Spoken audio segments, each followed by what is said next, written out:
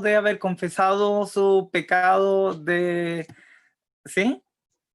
De tener más Amén. derecho. Ay, qué lindo, Era mucho, entonces es un gran alivio. qué bueno. Sí.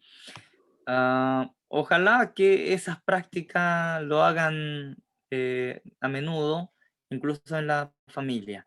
Los padres que tienen que renunciar al derecho a enseñorearse sobre los hijos y sentir que tiene derecho a hablarle fuerte y gritarle, mandonear porque son padres.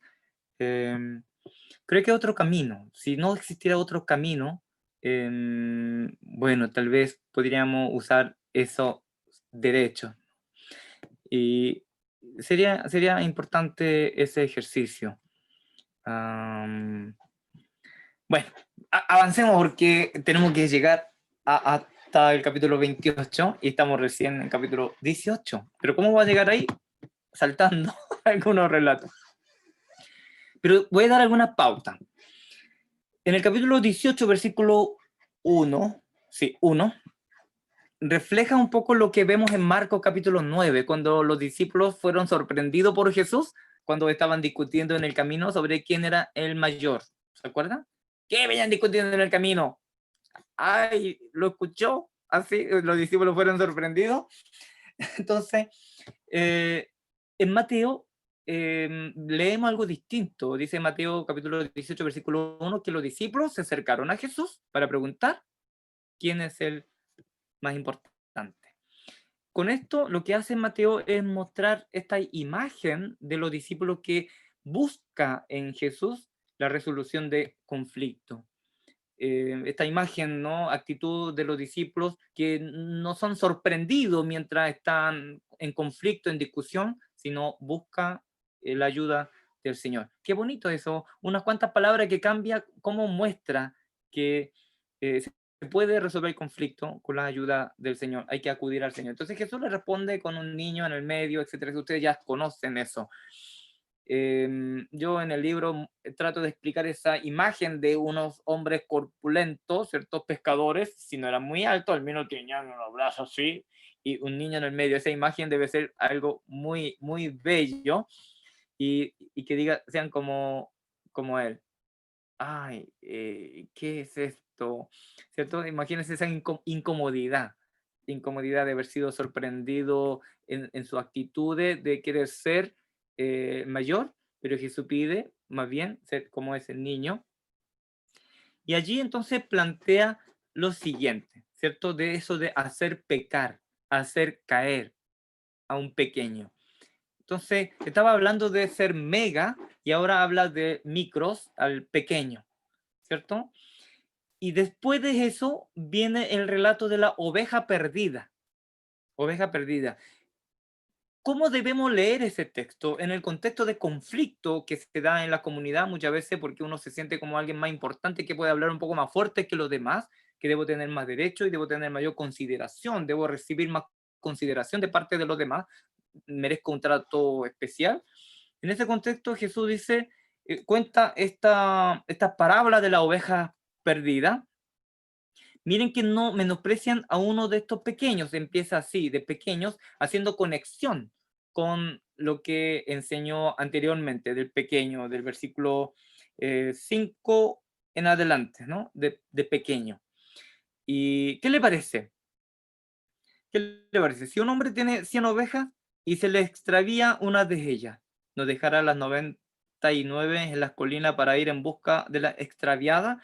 Aquí se habla de la extraviada. Entonces, la invitación mía, ¿cierto? Bueno, la invitación es mía, no del texto, ¿no? Para que no se queden con la idea de que yo estoy dando la interpretación así canónica, ¿no? La interpretación que yo doy es que no es una oveja revoltosa que se pierde mientras jugando se distrae o siguió la cola del lobo y se perdió, o que estaba desorientada. No se trata de la oveja que se pierde, que se desorienta, sino se trata de una oveja a la que la hicieron perderse, la extraviaron en el fondo.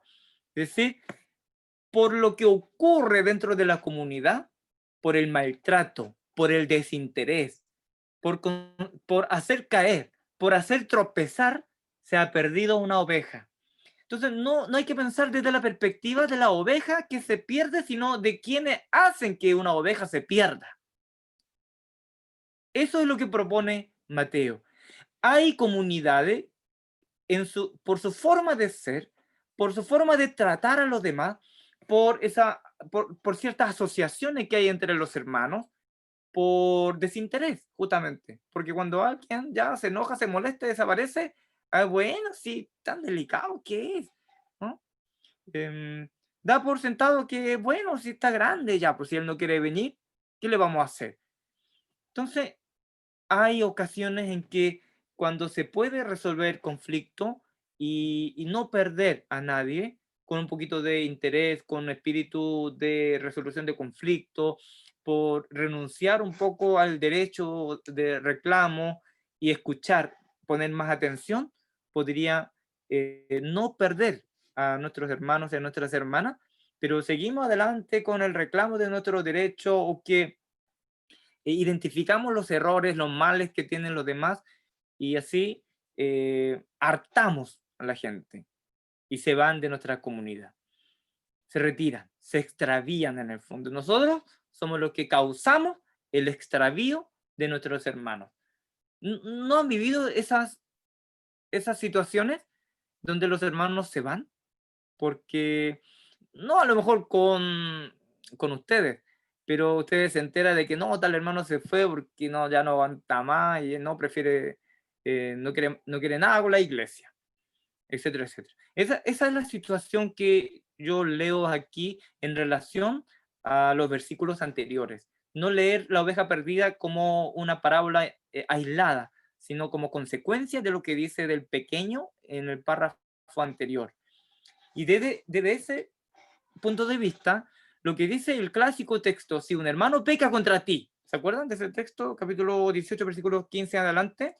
Bueno, lo que yo pienso de este texto no es que debamos, está muy bonito este texto, ¿cierto? Para aplicar, pero no hay que tomar como una regla absoluta, que así debamos proceder. Incluso podemos eh, elaborar un proceso de disciplina mucho más complejo, mucho más amigable, no sé, ustedes pueden en comunidad elaborar una regla de disciplina eh, distinta. Pero, ¿qué es lo que vemos aquí? Lo que, lo que debemos rescatar aquí es que la sanción, la disciplina y el rechazo, la exclusión, no sea inmediata. Esa es la regla, única regla absoluta que hay que rescatar aquí. Cuando algo ocurre, no, ¿sabe qué más? Es como si hubiéramos estado esperando que esta persona equivoque, cometa algún error. Ya, pa afuera. Sino que dar la oportunidad, permitir a que exponga su situación, tomar nosotros también el tiempo de escucharle. Eso es lo que hay que rescatar de esta regla de disciplina. Y además de eso, algo muy, muy bonito, ¿no? Cuando dice, versículo 18, les aseguro que todo lo que ustedes aten en la tierra quedará atado en el cielo. Lo, los conflictos, las resoluciones, lo que determinemos nosotros queda determinado también en el cielo. Así de importante lo que nosotros hacemos en nuestra comunidad, cuando decidimos cosas, cuando determinamos ciertas cosas que afectan a nosotros y a los demás, hacemos que todo esto quede decidido y que sea difícil de resolverlo. Versículo 19. Además, les digo que si dos de ustedes en la tierra se ponen de acuerdo, qué bonito, me gusta mucho este versículo, si dos de ustedes se ponen de acuerdo, ¿ah? ¿De qué otra manera dos personas podrían trabajar juntos? Poniéndose de acuerdo sobre cualquier cosa que pidan, les será concedida por mi Padre que está en el cielo. Porque donde dos o tres se reúnen en mi nombre, allí estoy yo en medio de ellos, otra vez en medio de ellos. Pero aquí no es meta, ¿cierto? Aunque no, meso, ¿cierto? En medio, algo que está en el medio de, como, como la palabra Mesopotamia, ¿no? De entre ríos, estar en medio. Entonces, algo mucho más explícito, mucho más explícito. Muchas veces esta expresión donde hay 2 o 3 reunidos en mi nombre se ha usado para justificar esas divisiones de la iglesia y donde quedan solamente unos cuantos hermanos o cuantos hermanos se van y arman o abren una nueva comunidad, ¿cierto? Entre el matrimonio y el hijo arma una comunidad porque hay 2, 3, ¿cierto? Y se cuenta el bebé que está en el vientre. Bueno, no. Ya. Y algunas veces también se justifica, ¿cierto? Habría que empezar esta reunión nomás porque somos 500 miembros, pero hoy día vemos solo 3, pero donde hay 2 o 3 reunidos en mi nombre, allí estaré yo. Entonces, justifica a que empecemos el culto. Bueno, la presencia de Dios justificada, ¿cierto? Por cuestiones de número.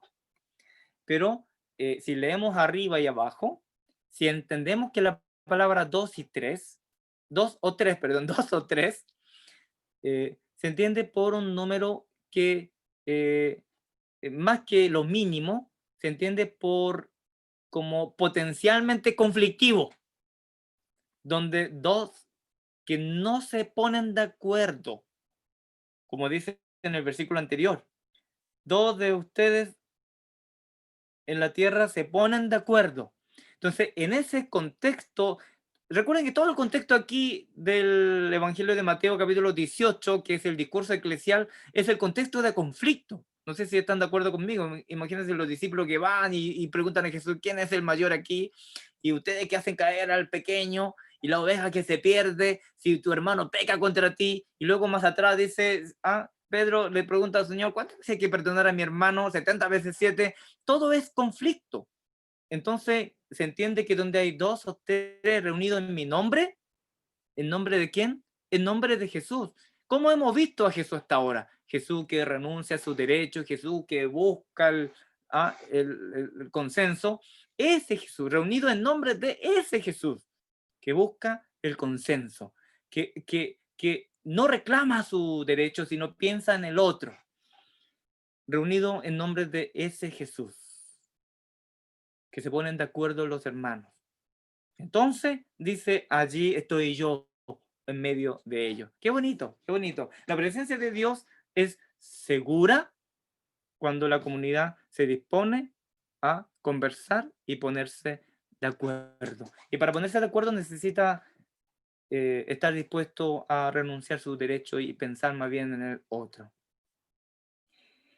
Y ahora vamos capítulo 19, ¿ya? El relato, ¿cierto?, del siervo que toma el pescuezo al otro siervo. Esa parábola está bastante clara para que entendamos em, como de una manera más bien directa, ¿cierto?, el impacto que produce este relato, ¿cierto? La relación de este siervo con el otro siervo. En el capítulo 19, versículo 3 en adelante, tenemos un relato paralelo de Marco capítulo 10. Pero Mateo, como lo ha venido haciendo hasta ahora, hace una redacción, una modificación bastante importante, incluso sutil, para producir un efecto de lectura muy importante. Yo amo este texto, y ustedes cuando escuchen lo que les voy a explicar, también van a terminar amando este texto. Ya. ¿Cuál es el tema? Yo quiero decir lo siguiente.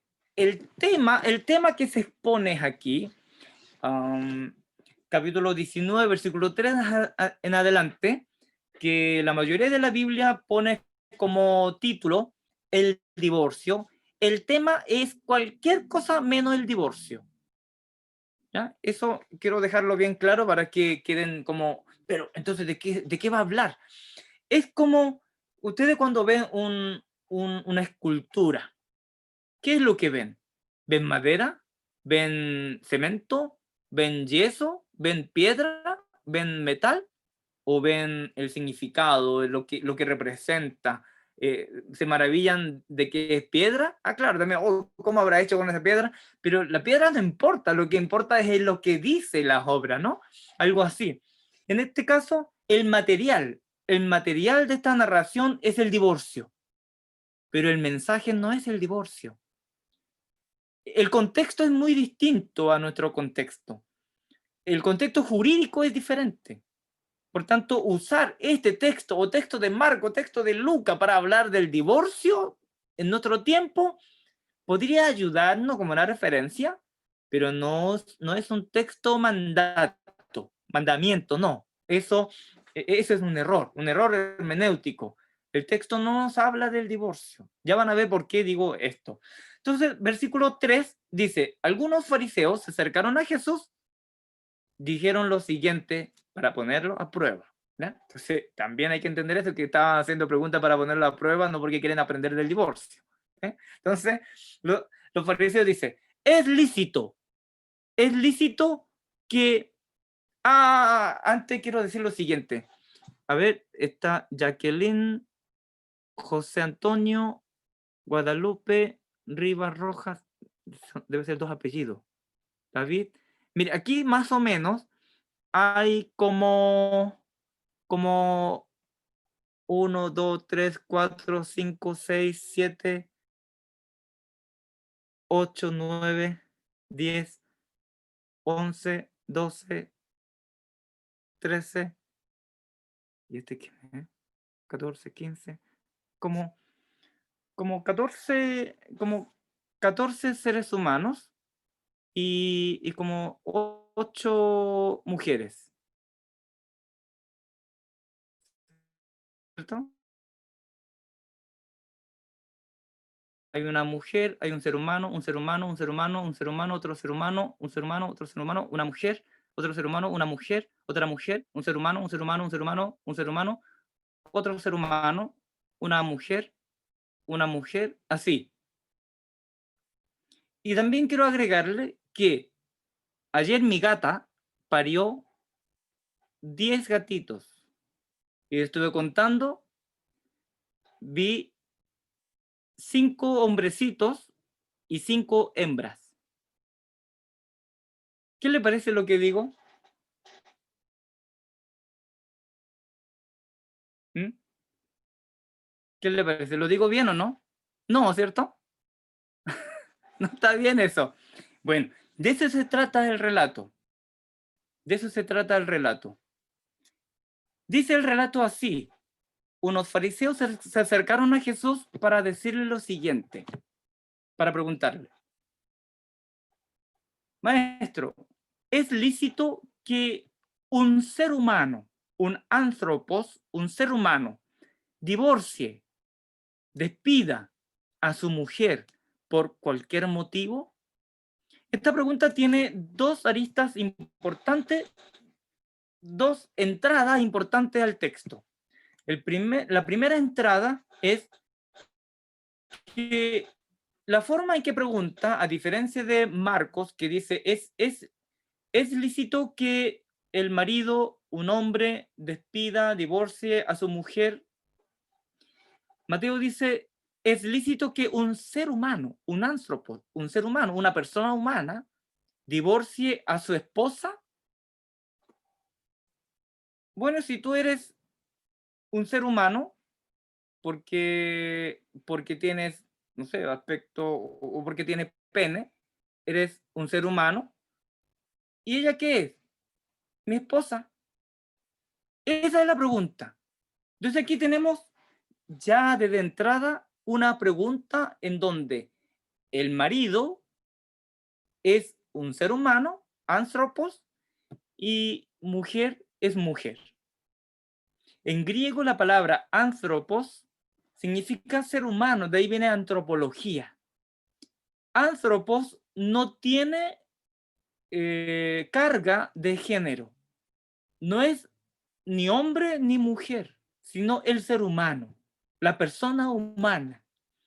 Entonces, este sutil cambio que hace Mateo de decir, en vez de decir el hombre que despide a su mujer, dice el ser humano que despide a su mujer, ya refleja una comunidad en donde justamente existe estas ideas de la mujer como un ser inferior al varón, al hombre. Y eso no necesariamente en el discurso, sino en nuestra manera de relacionarnos. ¿Qué ocurre cuando vamos? Creo que esto ya lo dije. Cuando vamos de paseo a la iglesia, digámoslo rápido, entonces para hacer repaso. Cuando llegamos de paseo, los hombres se van con sus hijos, a jugar la pelota. Mientras las mujeres se prepara el desayuno, está listo el desayuno y se come y se va a jugar a la pelota. Hay que almorzar, los hombres vienen, hacen fuego, ¿cierto? Y hacen el asado mientras las mujeres ponen las mesas. Después del almuerzo, los hombres desaparecen a jugar a la pelota. Ya hacen culto, ya bien culto, y después se van. Y cuando llega la hora de irse, los hombres, ¿cierto? Guardan la parrilla mientras la mujer lava la loza y busca a sus niños, barren el piso. Bueno, en nuestra práctica eclesial incluso está arraigada esta distinción, que no solamente es reconocer la diferencia, sino discriminación. Los hombres hacen lo que quieren, va a disfrutar el paseo. Las mujeres va a servir a los hombres en el paseo de la iglesia. Y nuestros chistes, ¿para qué vamos a contar chistes? Gracias a Dios, desde hace varios años en Chile se están desapareciendo esos chistes que denostan a las mujeres. Gracias a Dios. Y no porque la iglesia haya luchado, sino por ley. Por ley. Debió haber sido porque las iglesias son ejemplos, porque la iglesia ha luchado por el derecho de la mujer, pero no es así. Siempre las cosas vienen de afuera, la iglesia reacciona, y muchas veces mal. Entonces aquí pregunta, bueno, el ser humano y la mujer, y además agrega por cualquier motivo. Por cualquier motivo. Esta era la situación de la mujer en la iglesia de Mateo. Mujeres vulneradas. Mujeres y niños, ¿no? Que no tienen derecho. Y los hombres hacen lo que quieran. Oye, ¿por qué está vestida con esa ropa? No sabe qué más. Para afuera. Está salada la comida. Le sacó la sal, le sacó la sal. ¿Se acuerdan de ese comercial? Bueno, algo así estaba ocurriendo en la comunidad de Mateo. Entonces Jesús, ¿qué le dice? Jesús les recuerda las siguientes palabras. ¿No han leído que en el principio el Creador los hizo hombre y mujer? Aquí viene mi reparo contra la Reina Valera, la Santa Biblia Reina Valera. La Reina Valera dice, ¿no han leído que en el principio el Creador los hizo, dice, varón y hembra? Varón y hembra. Justamente este relato está reprochando esa práctica.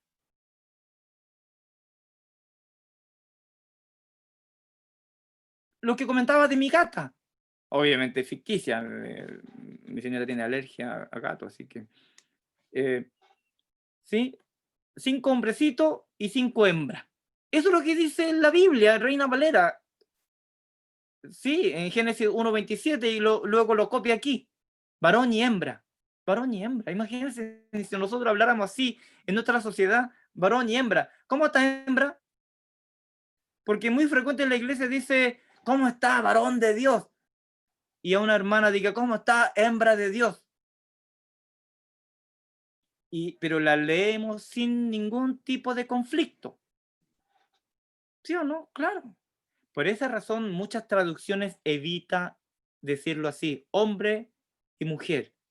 Pero la mejor traducción en esa parte de Génesis capítulo 1:27, y por tanto, como está citando esa parte, ¿cierto? En Mateo 19:4, debería decir, los hizo macho y hembra. Macho y hembra. Así debería traducir. Claro, porque hay palabra hebrea y griega para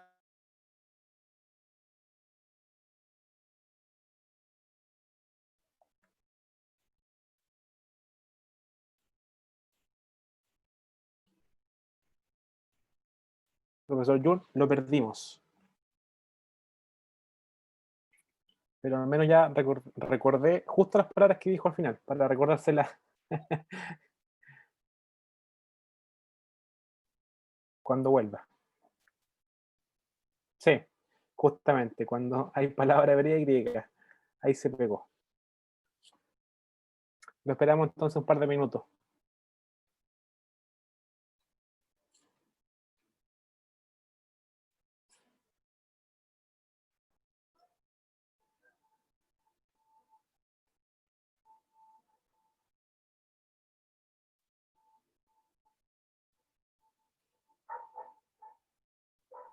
Está muteado, pastor. me escandalizó Zoom Se por lo que estoy escandalizó. diciendo. Sí. Sí. Bueno, voy rapidito para terminar a tiempo. Entonces, espero que no me hayan estado pelando mientras que en el séptimo cielo, ¿no? A veces el Señor me lleva, necesita hablar conmigo. Bueno, ay, ¿qué estaba diciendo? Bueno, dice Zahar Unekeva en hebreo. Zahar significa hombre, pero también significa macho, pero principalmente se refiere a lo masculino, macho. Nekeva, habiendo palabra como Isha para decir mujer, prefirió usar el escritor bíblico Nekeva para hablar algo más primitivo, hembra, no mujer, hembra. En el sentido, por eso que tiene un elemento evolutivo, perdonen lo que voy a decir, esto es un poco fuerte, aquí los teólogos después van a escribir en su muro, ¿cierto? Escuchamos la teoría de la evolución de la boca del... Bueno, hay algo evolutivo, pero desde el punto de vista teológico y moral y de la convivencia, todo eso. Porque dice que Dios creó al ser humano, creó a Adam, Ha-Adam. Adam en hebreo es equivalente al anthropos, el ser humano. Creó Ha-Adam, el ser humano. ¿Cómo lo creó? Lo creó macho y hembra. ¿Para qué? Para que lleguen a ser Adam. En la convivencia, en el trato uno al otro. Viviendo, ¿cierto?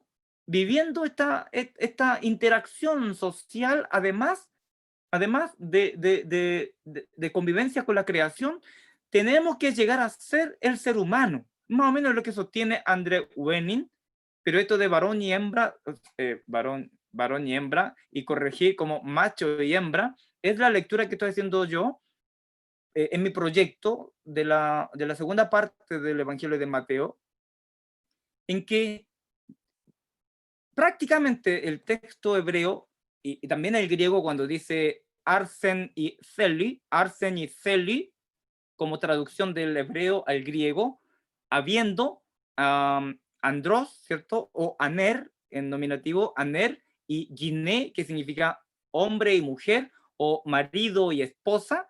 El griego también sigue un poco lo que dice el hebreo zahar unekeva en lugar de isha, usa arsen celi, arsen kai celi, que significa macho y hembra, para decir, bueno, en principio Dios creó al ser humano básico, pene y vagina. Ninguno es superior sobre el otro. No es que haya un varón y una hembrita, sino los dos son iguales. Los dos son iguales, estaban desnudos, estaban así tal básico que tiene que desarrollarse en su interacción social, interacción con Dios, tratando uno al otro como iguales, tiene que llegar a ser a Adán. Por eso dice, hagamos al ser humano, hagamos al ser humano. ¿A quién le hablaba? Dice André Wenning, hablaba a los hombres. O sea, a las personas humanas creadas, dice, hagamos al ser humano, hagamos que ustedes lleguen a ser humano, salir de ese estado básico, desnudo, lleguen a ser personas. personas que aman y se cuidan unos a otros, que se respetan los límites, no coman esto, ya, no hay que comer eso, respeta al otro, yo te respeto. Llegar a ser persona. No como estos antioqueños que dice, bueno, es lícito que el ser humano despida a su mujer por cualquier motivo. Entonces Jesús cita Génesis diciendo, no, que no han leído, que dice que Dios creó al ser humano, macho y hembra, eran iguales. Es que ustedes, luego lo que viene se puede entender, es que ustedes finalmente hicieron todo esto como tratándose superior, ustedes los hombres y las mujeres inferiores. Pero ¿cómo Moisés dijo que se podía divorciar? Es que porque ustedes son unos testarudos. Entonces Moisés, para proteger, Dios le dio ley a Moisés para proteger a las mujeres que eran vulneradas en su derecho. Ustedes son capaces de matar a esa mujer, a su esposa, con tal de deshacerla. Como la ley no permite divorciarse, ¿qué hacen ustedes? La matan. Entonces, era mejor dar protección a la mujer con el divorcio. Pero en realidad Dios, más que como no permitir la nulidad ni divorcio, lo que Dios quiere es que vivan felices siendo uno. Entonces dicen los discípulos, miren lo que dice en el capítulo 19, versículo 10, si tal es la situación, si lo que Dios quiere es que uno viva con una sola mujer toda la vida, es mejor no casarse. Es interesante, ¿no? Bueno, aquí vienen las palabras más hermosas del Evangelio de Mateo. Ojo, dice, no todos pueden comprender este asunto, respondió Jesús. Versículo 11, sino solo aquellos a quienes se les ha concedido entenderlo. ¿Qué cosa? Pues algunos son eunucos porque nacieron así. Bueno, aquí la palabra eunuco, ¿cierto? Se refiere a personas que tienen defecto en su genital, por tanto eran considerados como impuros, como persona que no tiene derecho, ¿cierto?, a formar parte del pueblo de Dios, etcétera, etcétera. ¿Sí? Entonces dice, algunos nacieron así. Qué pena, algunos nacieron así. A otros los hicieron así los hombres. Algunos son personas marginales, personas nacen pobres, personas nacen sin derecho, personas nacen así como eh, con enfermedades, por eso son tratados como personas indignas, sin derecho y lo maltratan. Y otros, los hombres le causan eso, lo hacen eunuco. Y finalmente dice, y otros se han hecho así por causa del reino de los cielos. Otros teniendo derecho, otros siendo normal, por decirlo así, ¿no? No siendo una persona con dinero, con rango social, teniendo toda la admiración de los demás, estando sano, no tiene por qué hacerlo, pero se hace a sí mismo eunuco. Se identifica con los demás, pobres, con los despreciados, con aquellos sin derecho, con aquellos a quienes la gente lo desprecia y lo margina, se identifica y se hace a sí mismo igual a ellos. ¿Por qué? Por el reino de los cielos. Entonces, el relato del Evangelio de Mateo transformado desde la fuente marcana va más allá del divorcio. Nuestras actitudes, nuestra manera de relacionarnos con otro, dispuesto. No como estos otros que decía el ser humano, su mujer, no, dispuesto, reconocer que somos iguales y dispuesto a dejar nuestras ventajas, nuestros derechos, etcétera, etcétera, y hacernos igual a aquellos que sufren. Dice Jesús, el que pueda aceptar esto, que lo acepte. Tampoco lo impone, invita a que entendamos este misterio de eunuco, de hacernos pobres, de hacernos vulnerables, de hacernos igual a los que sufren y son marginados. Y luego viene el relato de Jesús y los niños, ustedes ya lo conocen, no voy a entrar en detalle, entonces como ya le había dicho, ¿cierto? Del relato de la multiplicación de los panes y peces, pescados, ¿se acuerdan? Que hablaba de, y 2 veces, sin contar mujeres y niños, autodenuncia, como le había dicho, para que ustedes vean. No es que a Mateo, a la comunidad mateana, a los pastores de la comunidad mateana, a los que escribieron el Evangelio de Mateo, no le importaba a las mujeres y los niños, sino aquí viene a reivindicar el lugar de las mujeres y de los niños en la comunidad, pero también en la sociedad en general. Así que debemos entender en ese contexto. Quiero terminar con 2 cosas, pero muy rápido. ¿Se acuerdan del mandamiento más importante? El mandamiento más importante ocurre entonces en esa discusión dentro del templo, cuando dice, ama al Señor tu Dios con todo tu corazón, con todo tu ser y con toda tu mente.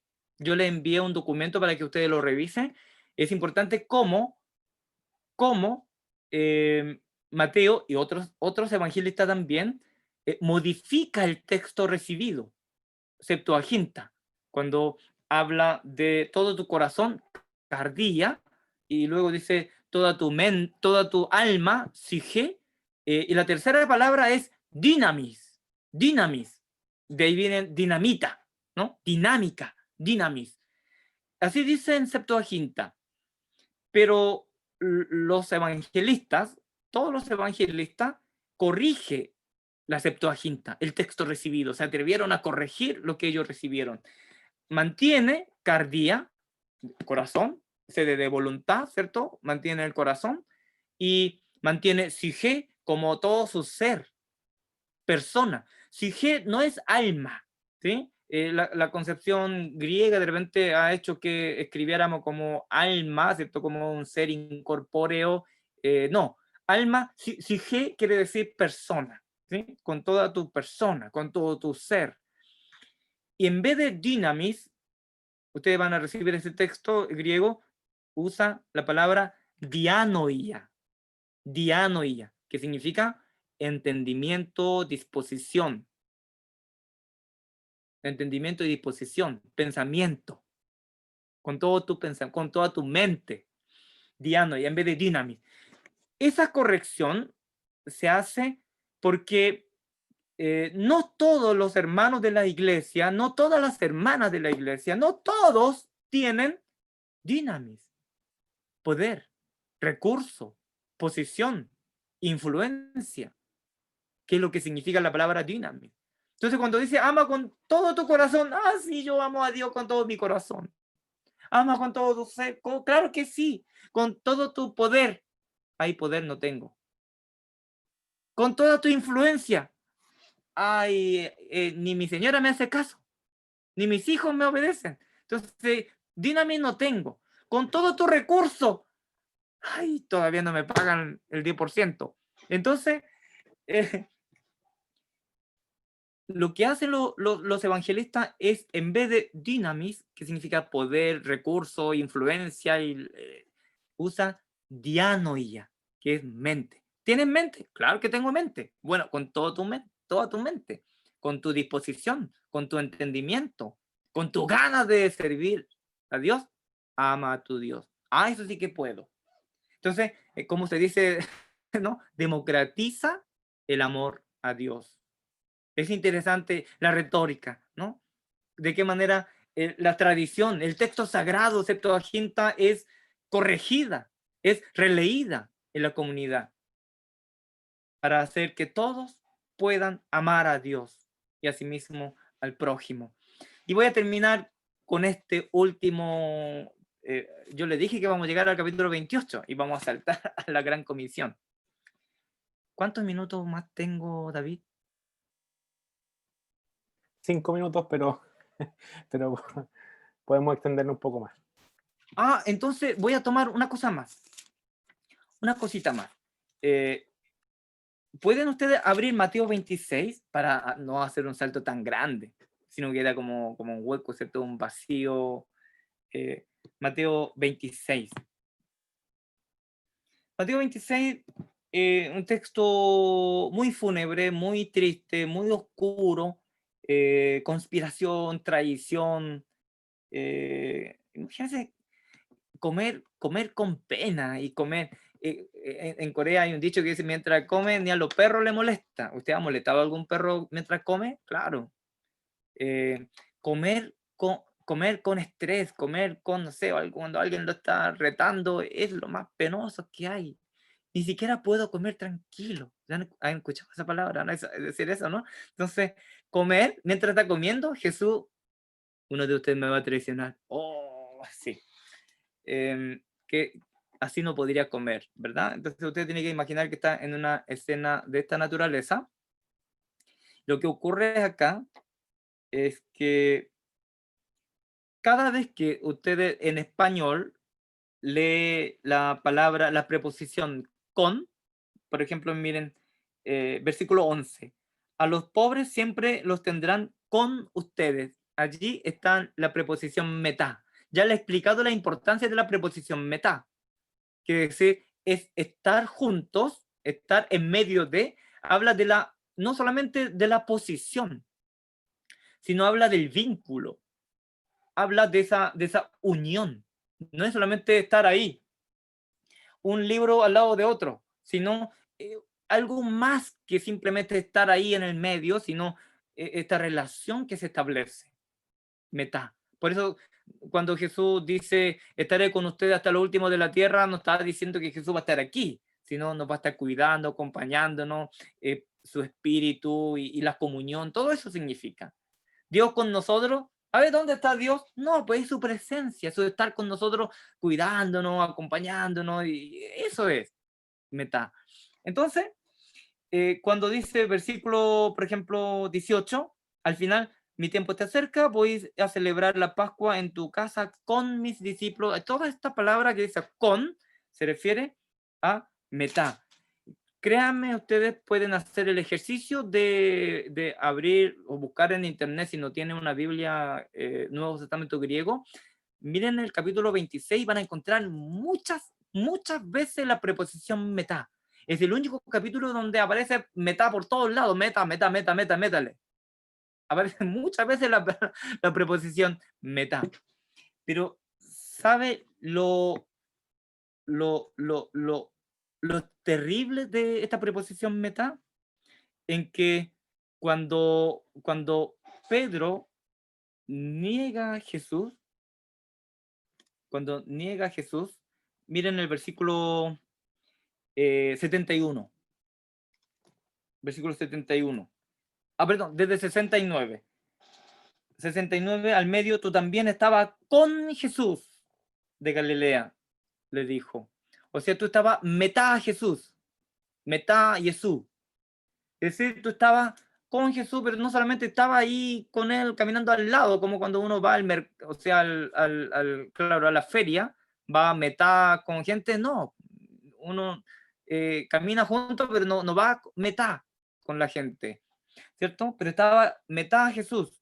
Luego, versículo 71, al final, cuando dice, este estaba con Jesús de Nazaret, también usa la preposición metá, ¿cierto, David, que está con el interlineal? 71, metá a Jesús. Metá Jesús to Nazarayo, sí. Claro, qué bonito, estaba metá con Jesús de Nazaret. Pero miren luego dice versículo 72, perdón, sí, él lo volvió a negar jurándoles, a ese hombre ni lo conozco. ¿Puede leer donde dice David, él lo volvió a negar jurándoles en griego y con el interlineal? ¿Qué dice? Caí palín, Egene sato, meta orku hotiuk, oidaton anthropon. Claro, lo que Pedro dice es que te juro con juramento, y allí usa la palabra, la preposición meta. Metá juramento. ¿Saben lo que significa eso desde el punto de vista de la carga semántica de metá? Es que con la misma intensidad, con la misma pasión, con el mismo sueño con que soñaba con Jesús, del reino de Dios, con ese mismo cariño, amor, con esa misma vivencia, experiencia de discípulo, maestro, maestro, discípulo, con ese mismo, con esa misma emoción, con esa misma carga, dice Metá, con juramento, con esa misma pasión, misma intensidad de juramento, juro que a ese hombre ni lo conozco. Qué fuerte, qué fuerte. Usa la misma preposición, Metá, para decir, porque puede haber sido con pos nomás, con cualquier otra preposición, pero Mateo prefiere para preposición Metá para decir con qué fuerza negó Pedro a Jesús, con la misma fuerza con que él fue discípulo de Jesús, que anduvo con él, con Jesús de Nazaret. Aquí viene lo interesante, ¿no? Porque después de eso viene la muerte de Judas y lo interesante es que Pedro ya no vuelve a aparecer más en nuestro evangelio. Pero recuerden que Judas entrega a Jesús y versículo 27, la primera parte, lo que más hace el evangelista es tratar de mostrar el arrepentimiento de Judas. Yo le comentaba al principio que un hermano de nuestra iglesia se suicidó. Nosotros estamos acostumbrados a pensar el suicidio desde una perspectiva occidental, así como nos ha metido en la cabeza la iglesia, ¿cierto? Sobre todo la católica, como pecado imperdonable, así como que si se suicidó, ni siquiera permite hacer velorio, velatorio en la iglesia. Pero recuerden que para los orientales el suicidio, en el contexto cultural, el suicidio, quitarse la vida, es en el fondo pagar con lo más preciado que tiene la vida. Es decir, incluso es una muerte más honrosa. Desde diferentes puntos de vista. Entonces, el suicidio, el quitarse la vida, no necesariamente es visto con horror.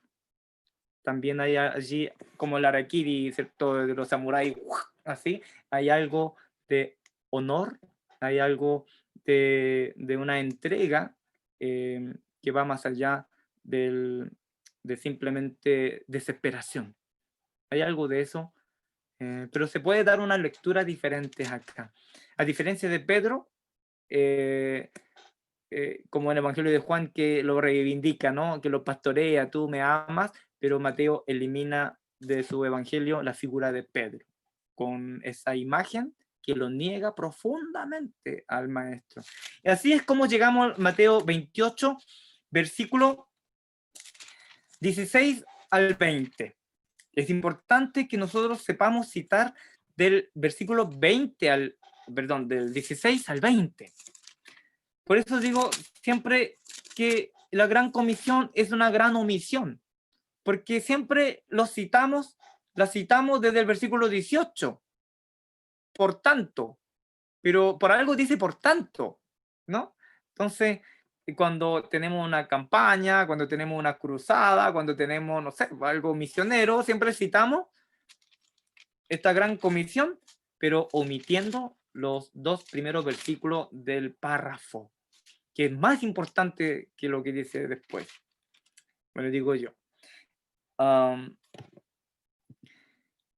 Aquí, una de las cosas importantes es que en Mateo dice, los 11 discípulos fueron a Galilea, a la montaña que Jesús les había indicado.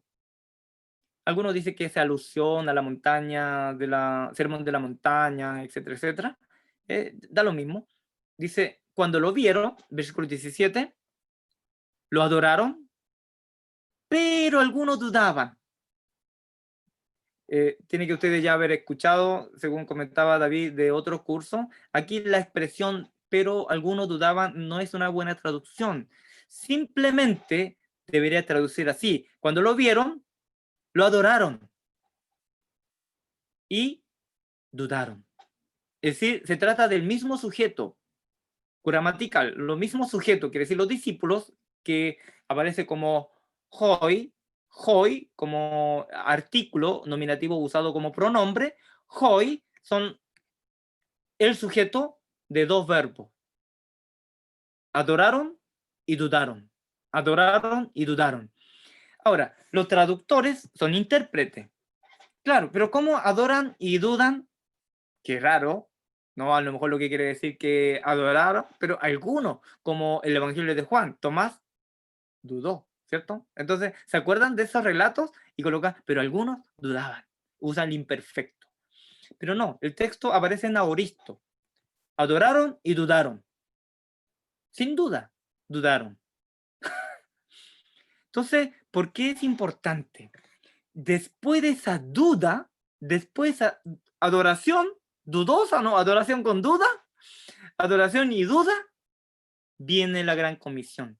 Es decir, hasta podemos decir que solo con la adoración, sin duda, no hay gran comisión. Si no hay duda, no hay gran comisión. Si tú todavía persistes en tu idea y no das cabida a la duda, si tú todavía crees que tú te la sabes toda y no te dejas enseñar, no estás dispuesto a pensar, repensar, yo no te envío. Tú no puedes hablar de mí si tú no tienes ninguna duda de mí y de ti. Él es infinito. Dios es infinito. Nosotros finito. ¿Cómo podemos adorarlo sin tener ninguna duda? La duda no es casual. La duda es una necesidad teológica, porque no sabemos casi nada de Él. Solamente lo imaginamos, muchas cosas de Él. ¿Cómo podemos decir que yo adoro a este Dios porque Dios es así? Tal vez no es así como tú piensas que es. Deja espacio a la duda. Eso te permitirá tener fe, te permitirá crecer, te permitirá conocer un poco más y te permitirá crecer en la fe. Cuando estás dispuesto a dudar de ti mismo, de lo que tú eres, de lo que tú crees que eres, entonces estás preparado para ir a hablar de Dios. Solamente desde la duda puedes adorar y también hablarle a otros de Dios. Y cuando adora y duda, viene también la presencia de Jesús en nuestra vida, en nuestra comunidad, en donde hay solamente creyentes tercos que adoran y creen que está adorando. Entonces allí la presencia de Dios es dudosa. Solamente donde da espacio a manifestaciones dinámicas, inesperadas, donde lo que yo creía que era, tal vez no lo es. Dios puede hacer su obra en nosotros. Si creemos que ya estamos listos y conocemos a Dios hasta lo más fondo y ya no tengo nada más que saber de Él, entonces la presencia de Dios es dudosa. Así que duden de lo que han escuchado en esta clase, en este curso, porque así podemos seguir creciendo. Es una hipótesis. Podemos seguir descubriendo cosas, seguir creciendo.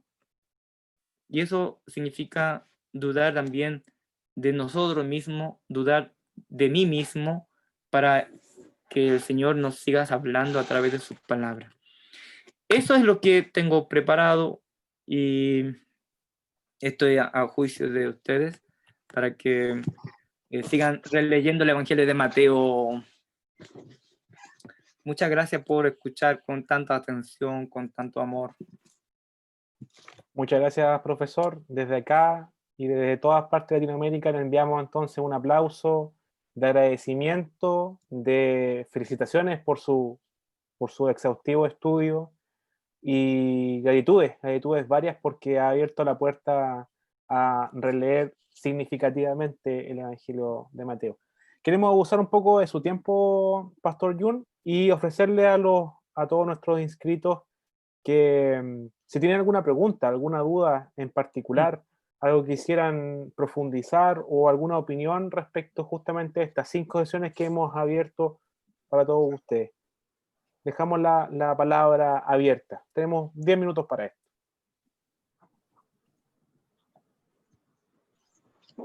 Pastor, Sí, ¿será por eso que Dios permitió que la cultura griega influenciara en las judías?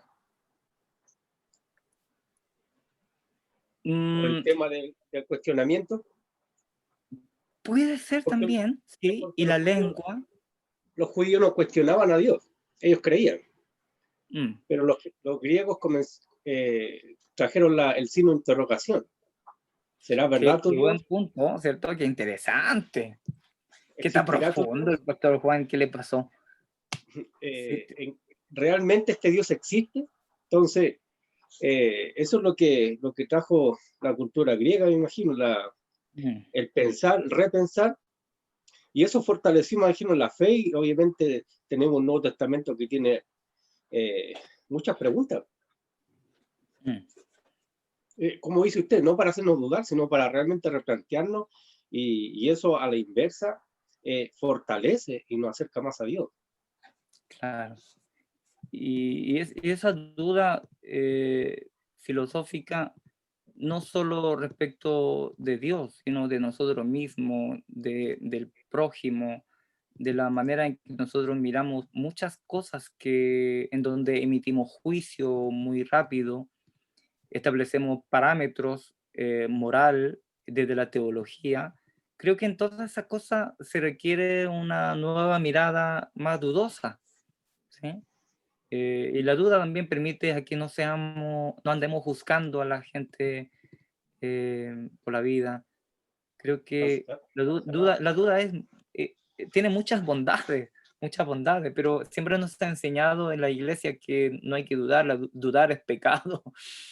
Y por eso tradujeron así, erróneamente. Y no entender el espíritu narrativo del texto en donde invita a los discípulos ya dudar de todas aquellas cosas que han venido luchando para que la comunidad sea de una manera y no de otra manera, y no permitir que haya transformación en la comunidad. Entonces nuestra duda permite que nuestra iglesia crezca, se desarrolle, madure. Así que estoy de acuerdo con usted, muy interesante ese punto, ¿no? Del Que muchas cambio veces, cultural en la manera de relacionarnos con Dios. generalmente le pedimos perdón a Dios porque dudamos. Mm, Perdónanos, Dios, porque dudamos de ti, de esto, lo otro, perdónanos. Y Dios dice, no, está bien, sigan. Pero como dice usted, por la cultura teológica a la que se nos ha enseñado es no dudar. Y a veces confundimos. Jesús le dijo a los discípulos, tienen que tener más fe. Y los discípulos dijeron, bueno, aumentanos la fe. Pero a veces eso también se va con la duda, también se asocia un poco con la duda. No tienen que dudar. Interesante, me gusta, he aprendido harto en esto el capítulo, o sea, en cuanto a Mateo, y mucho en cuanto al capítulo 19, porque es una mirada obviamente del texto mismo, la cual uno generalmente desconoce, por no decir la iglesia.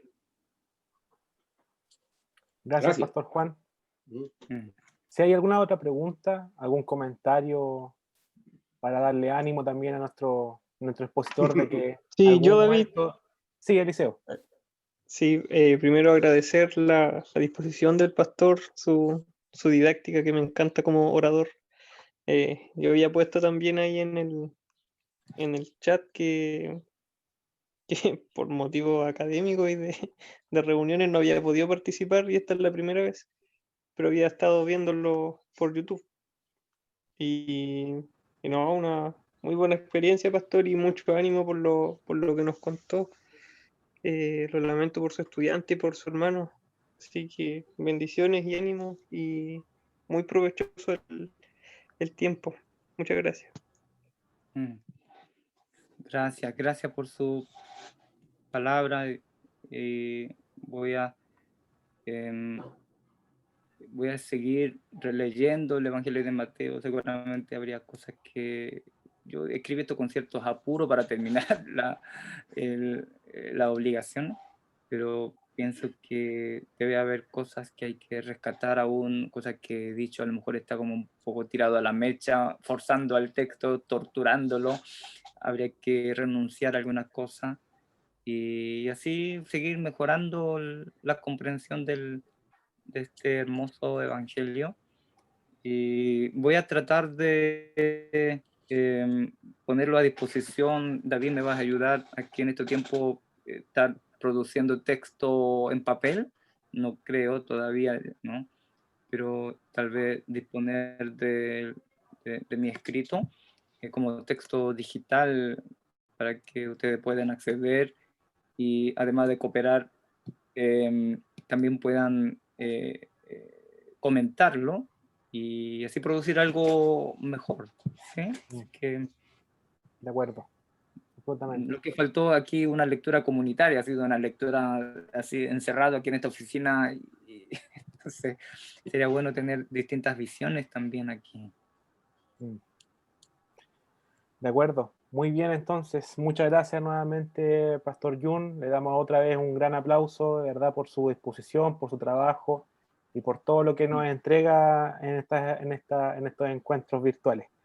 Y nosotros lo dejamos a todos y todas ustedes invitados a que se